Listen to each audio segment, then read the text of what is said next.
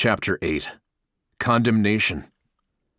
About 200 years ago, one of the great evangelists, Charles Finney, who has been called the father of modern revivalism, had a very specific, maybe by some viewed as strange, way of preaching the gospel. It is said that when he was invited to preach in some places, often a whole city was gathered to hear the gospel. He would preach from the law of the Old Covenant, a message of condemnation for the whole evening, not mentioning anything about Jesus and his salvation. The next morning, pastors and leaders would take him to visit people who, after his sermon, becoming distressed by understanding their spiritual condition and not being able to sleep through the night, became desperate to learn what they had to do. Finney understood the importance of a sinner's heart to become the good ground for the seed of the gospel of salvation from Jesus' parable. Those people were ready to listen and receive the good news. Those were different times, but without learning what God's standards are, without understanding the need for a Savior, and without realizing human inability, it is unlikely that someone would really comprehend the meaning and the importance of salvation, embracing God's gift. The message of condemnation should be part of the discipleship training and part of evangelism because it is part of the gospel. The lack of understanding of its importance, its weight, and of the way it should be applied is one of the reasons for the loss of reality among the believers of the 20th and 21st centuries. Jesus said about a certain woman who was known to be a sinner, that who is much forgiven will love much also. Those wolves I mentioned before twisted the Western society's mentality so that today there is no notion of guilt and no awareness of God's standards or his plan and intentions for the human race, often not even among church members. People join churches because they like their programs, their services, the way they interact with each other with love, and 100 other reasons, but not really for understanding their situation and their grave need for salvation, and to give their lives to Jesus for those reasons. After joining, believers are guided towards volunteering in the church and having a good time participating in church services and their programs. No real discipleship is offered in our churches today.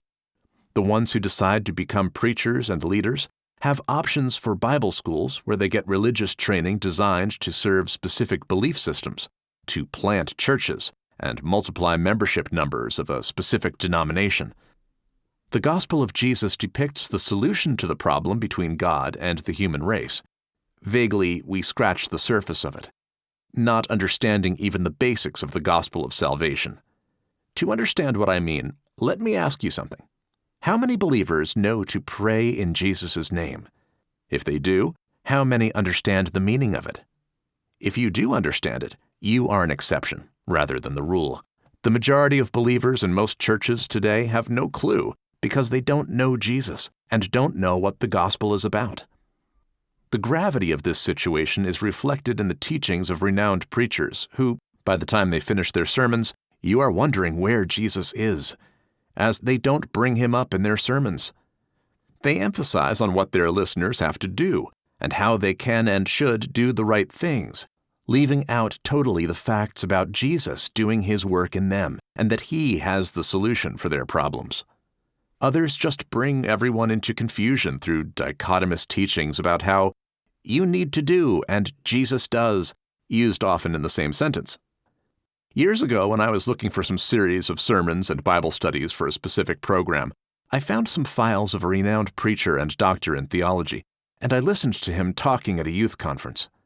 There were probably a few hundred young unmarried males and females there, and he was addressing them directly, explaining how he knew the way that young men think and what they feel. Everything he said made sense, and I didn't think that he was wrong in any of his affirmations. He was explaining in details, depicting through a specific image how men are visually tempted by the female body. It was not an indecent image, and I appreciated the way he explained it. The guys working the video cameras turned to the audience, and I could see how the young men started to feel uncomfortable. As the preacher continued in making his point of proving to them that he knows how they think and what they feel in their young bodies, I started to feel uncomfortable with them. although I was just watching a recorded video on my computer. I thought that it was almost past time to tell them the solution for their problem, namely that in Jesus they will conquer their temptations. It was time for the good news, but he kept on going and came to the end of his sermon, if I could call it that. I couldn't believe it. He made them feel bad about themselves, proving what wretched men they were, but didn't tell them that through Jesus they will be delivered from their bodies of sin. He visited and preached in our church once before, and I had a good impression of him. He knew his stuff. He knew his Bible and was a good preacher. Many years after I watched the recording I just mentioned, I listened live on the internet to one of his Sunday sermons. As I opened the streaming video, the camera was pointed to the audience again, and I thought that these people were looking pretty scared. I thought to myself, I'm not going to say it out loud to the people I am watching with, but they look like they have just seen a ghost. Listening to what those people were listening to, namely his sermon, I understood why they looked scared, because it was again a message of condemnation, and certainly enough, he finished it without mentioning Jesus and how they can conquer the things he described with such a talent. I call it the gospel of condemnation. I know how you are thinking. I know what you are feeling. I know how bad you are. Jesus died for you, and you still live in sin. By living like that, you crucify him again. You better do something about it, or you will go to hell. Those people spent $20 million to build this pompous building in which he is doing this injustice to them by putting the unbearable burden of condemnation on their shoulders, leaving them alone in their struggles, and not leading them to Jesus. Yes, everyone needs to know how bad their situation is. All have sinned and fall short of the glory of God, but Jesus came to deal with the sin problem by entering the Holy of Holies with his own blood once for all and for all times, not only for the sins of the past.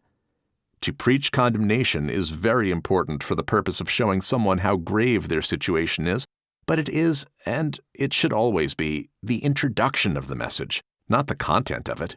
Jesus is everything. He is our life, and he is the content of our message. Jesus said that he didn't come to condemn the world, but to save it. It is absolutely necessary to realize the need for salvation as deep as it can be.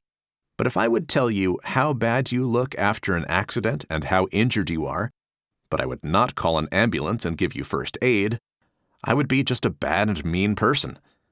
Our enemy is a bad and mean one, and he is still waging war against the knowledge of God. The law was our guardian to bring us to faith, to Christ, said Paul to the Galatians, and to the Romans he wrote that through the law we have the knowledge of sin. By the condemnation through the law, we understand our situation, and we know that we need Jesus to save us. We need Jesus to restore our relationship with God.